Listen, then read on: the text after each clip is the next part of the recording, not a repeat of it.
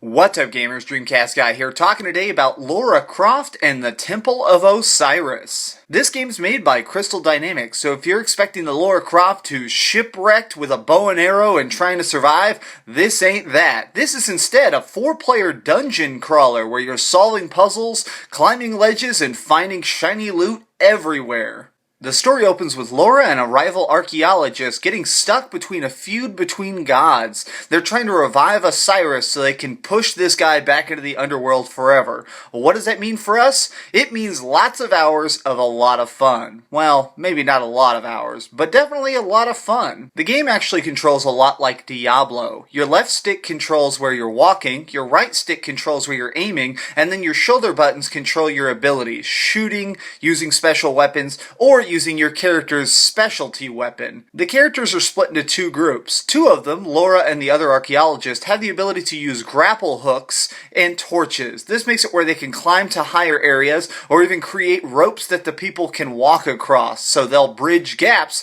so that the others can pull them across later. The 2 Egyptian gods that you can team up as, they have the ability to create spirit bubbles, raise platforms, and even shoot lasers. This is an interesting mechanic because it creates a lot of mirror puzzles, some of which have to be done during boss fights. This game mechanic was so fun to me because of the forced cooperative play. You have to team up to get to the best treasure. Sometimes you'll be really mad at a competitor because they pushed you down into a pit of spikes, but then if you see a power-up, you're gonna have to team up to get it. The combat in this game is actually extremely fun, and the weapons all have that heft that I never really had in games like Diablo 3. There's just something so unique about playing as Horus, this ancient Egyptian god, and picking up a shotgun and just blowing away zombies. It just feels like watching The Mummy Returns, but, you know, with more shotguns. In the game, you have an overworld map and a series of dungeons. The overworld map lets you know your general game progression, because you're trying to collect body parts of the god Osiris. Osiris was cut apart thousands of years ago by the dark god Set before he got trapped in the underworld. So here we are trying to rebuild Osiris piece by bloody piece so that he can make sure that Set never escapes the underworld. This creates a fun mechanic because you actually get to see all these statues that'll come to life. It's kind of like altars you pray upon for Osiris, and he'll direct you where the next dungeons are. And then each dungeon is actually pretty unique. Some are water-based, ice-based, dark-based, and you're trying to solve a series of puzzles inside. Some are really hard, too. The puzzle bosses actually stumped my friend and I pretty good at times. Like here, when we're trying to fight this snake boss, you have to reflect the laser through a certain amount of parts of its body, so we're setting up mirrors, but each mirror actually has a weight lever. So I would have to grab a ball, set it on a switch, raise the mirror so he could reflect it through, and then once it reflected through a certain amount of the targets, it would hurt the enemy, we kill a wave of scarabs, and it drops another ball. Now we have to set up the correct number of mirrors, fire the laser at the correct angle to hit that parts of the snake. It was so fun that no part of the game ever really felt stale to me,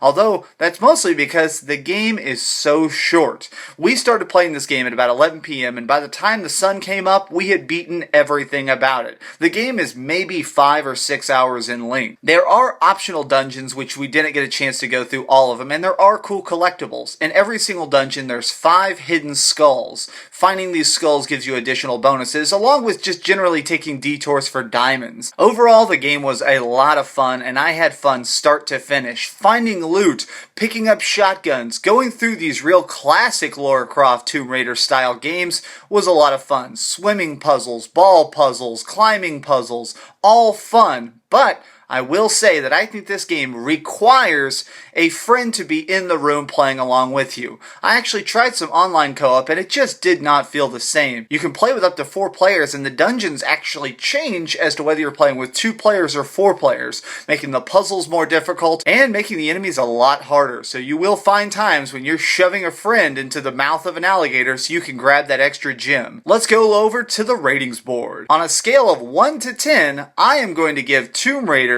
Temple of Osiris an 8 out of 10. But I am going to put the gigantic caveat on that and say I'm giving an 8 out of 10 if it's couch co-op, if you are playing this in person with friends and having some fun. But I am going to give a second rating to if you do not have that, I would give this a 6.5 out of 10. This game is a great jungle gym to explore with friends, but alone or online, I don't think you're going to get that experience at all. Without that, it's just a fun little dungeon crawler that really is kind of hollow at the end of the day. Fun graphics, cool story, great dungeons, but without a friend to travel with them, it actually feels really flat and hollow. This has been DreamcastGuy. If you like this review, share it with your friends.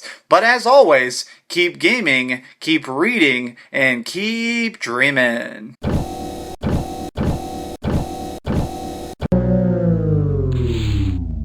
Thanks so much for watching. If you liked this video, maybe check out my last video. Please subscribe, and if you want, share this somewhere with your friends.